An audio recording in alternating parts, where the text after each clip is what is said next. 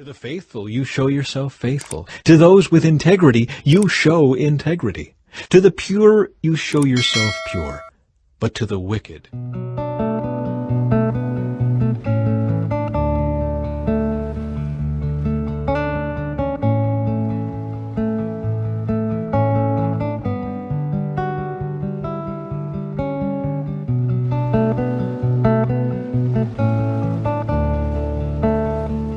to the faithful you show yourself faithful. To those with integrity you show integrity.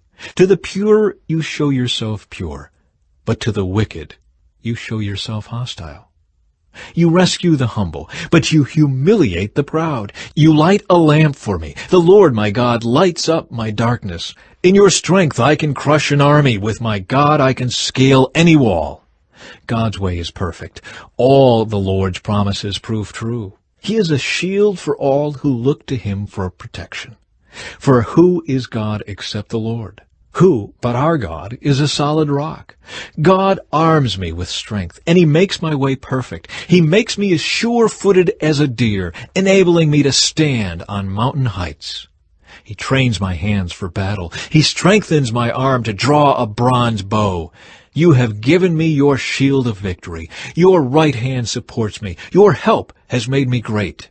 You have made a wide path for my feet to keep them from slipping. Chapter 23. Jesus criticizes the religious leaders. Then Jesus said to the crowds and to his disciples, "The teachers of religious law and the Pharisees are the official interpreters of the law of Moses. So practice and obey whatever they tell you, but don't follow their example. For they don't practice what they teach. They crush people with unbearable religious demands and never lift a finger to ease the burden. Everything they do is for show. On their arms they wear extra-wide prayer boxes with scripture verses inside, and they wear robes with extra-long tassels, and they love to sit at the head table at banquets and in the seats of honor in the synagogues. They love to receive respectful greetings as they walk in the marketplaces, and to be called Rabbi. Don't let anyone call you Rabbi, for you have only one teacher, and all of you are equal as brothers and sisters. And don't address anyone here on earth as Father, for only God in heaven is your spiritual Father. And don't let anyone call you Teacher, for you have only one teacher, the Messiah. The greatest among you must be a servant, but those who exalt themselves will be humbled, and those who humble themselves will be exalted.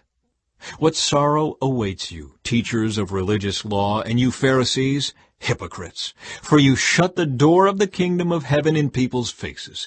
You won't go in yourselves, and you don't let others enter either.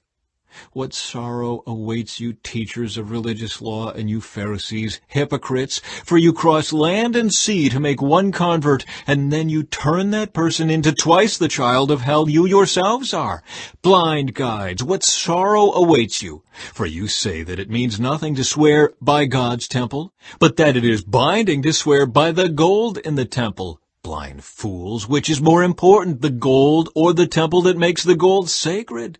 And you say that to swear by the altar is not binding, but to swear by the gifts on the altar is binding. How blind!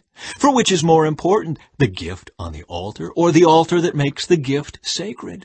When you swear by the altar, you are swearing by it and by everything on it. And when you swear by the temple, you are swearing by it and by God who lives in it. And when you swear by heaven, you are swearing by the throne of God and by God who sits on the throne. What sorrow awaits you, teachers of religious law, and you Pharisees, hypocrites! For you are careful to tithe even the tiniest income from your herb gardens, but you ignore the more important aspects of the law, justice, mercy, and faith. You should tithe, yes, but do not neglect the more important things. Blind guides, you strain your water so you won't accidentally swallow a gnat, but you swallow a camel. What sorrow awaits you, teachers of religious law, and you Pharisees, hypocrites! For you are so careful to clean the outside of the cup and the dish, but inside you are filthy, full of greed and self-indulgence. You blind Pharisee, first wash the inside of the cup and the dish, and then the outside will become clean too. What sorrow awaits you, teachers of religious law, and you Pharisees, hypocrites! For you are like whitewashed tombs, beautiful on the outside, but filled on the inside with dead people's bones and all sorts of impurity.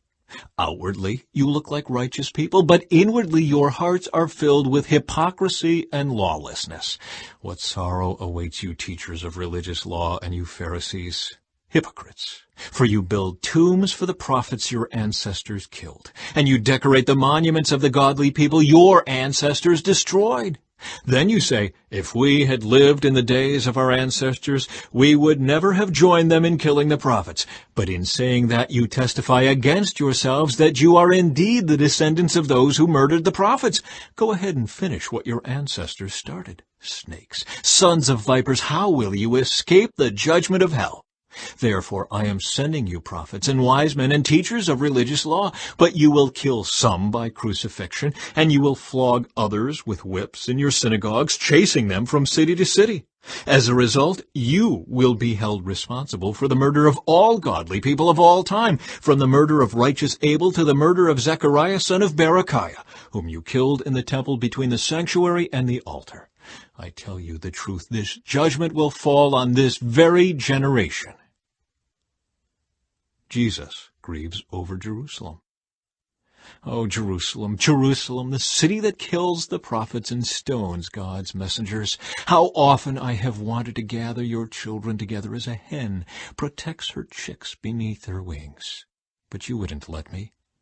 And now, look, your house is abandoned and desolate.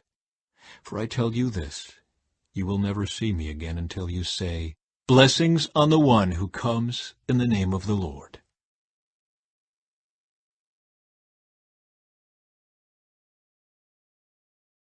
Chapter 33. Elihu presents his case against Job. Listen to my words, Job. Pay attention to what I have to say. Now that I have begun to speak, let me continue. I speak with all sincerity. I speak the truth. For the Spirit of God has made me, and the breath of the Almighty gives me life. Answer me if you can. Make your case and take your stand. Look, you and I both belong to God. I, too, was formed from clay. So you don't need to be afraid of me. I won't come down hard on you.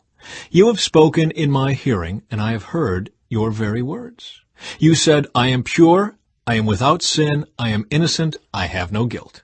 God is picking a quarrel with me, and he considers me his enemy. He puts my feet in the stocks and watches my every move. But you are wrong, and I will show you why. For God is greater than any human being. So why are you bringing a charge against him? Why say he does not respond to people's complaints? For God speaks again and again, though people do not recognize it. He speaks in dreams, in visions of the night, when deep sleep falls on people as they lie in their beds. He whispers in their ears and terrifies them with warnings. He makes them turn from doing wrong. He keeps them from pride. He protects them from the grave, from crossing over the river of death. Or God disciplines people with pain on their sickbeds, with ceaseless aching in their bones. They lose their appetite for even the most delicious food. Their flesh wastes away, and their bones stick out. They are at death's door. The angels of death wait for them. But if an angel from heaven appears, a special messenger to intercede for a person and declare that he is upright, he will be gracious and say, rescue him from the grave, for I have found a ransom for his life. Then his body will become as healthy as a child's, firm and youthful again. When he prays to God, he will be accepted, and God will receive him with joy and restore him to good standing. He will declare to his friends, I sinned and twisted the truth, but it was not worth it. God rescued me from the grave, and now my life is filled with light. Yes, God does these things again and again for people. He rescues them from the grave so they may enjoy the light of life. Mark this well, Job. Listen to me, for I have more to say. But if you have anything to say, go ahead. Speak, for I am anxious to see you justified. But if not, then listen to me. Keep silent, and I will teach you wisdom. Chapter 34. Elihu accuses Job of arrogance. Then Elihu said, Listen to me, you wise men. Pay attention, you who have knowledge. Job said, "The ear tests the words it hears, just as the mouth distinguishes between foods." So let us discern for ourselves what is right. Let us learn together what is good. For Job also said, "I am innocent, but God has taken away my rights. I am innocent, but they call me a liar. My suffering is incurable, though I have not sinned." Tell me, has there ever been a man like Job with his thirst for irreverent talk? He chooses evil people as companions. He spends his time with wicked men. He has even said, "Why waste time trying to please God?" Listen to me, you who have understanding. Everyone knows that God doesn't sin. The Almighty can do no wrong. He repays people according to their deeds. He treats people as they deserve. Truly, God will not do wrong. The Almighty will not twist justice. Did someone else put the world in His care? Who set the whole world in place? If God were to take back His Spirit and withdraw His breath, all life would cease, and humanity would turn again to dust. Now listen to me, if you are wise. Pay attention to what I say. Could God govern if He hated justice? Are you going to condemn the Almighty Judge? For He says to kings, "You are wicked," and to nobles, "You are unjust." He doesn't care how great a person may be, and He pays no more attention to the rich than to the poor. He made them all. In a moment they die. In the middle of the night they pass away. The mighty are removed without human hand. For God watches how people live. He sees everything they do. No darkness is thick enough to hide the wicked from His eyes. We don't set the time when we will come before God in judgment. He brings the mighty to ruin without asking anyone, and He sets up others in their place. He knows what they do, and in the night He overturns and destroys them. He strikes them down because they are wicked, doing it openly for all to see. For they turned away from following Him. They have no respect for any of His ways. They cause the poor to cry out, catching God's attention. He hears the cries of the needy. But if He chooses to remain quiet, who can criticize Him? When He hides His face, no one can find Him, whether an individual or a nation. He prevents the godless from ruling, so they cannot be a snare to the people. Why don't people say to God, "I have sinned, but I will sin no more"? Or, "I don't know what evil I have done. Tell me. If I have done wrong, I will stop at once." Must God tailor His justice to your demands?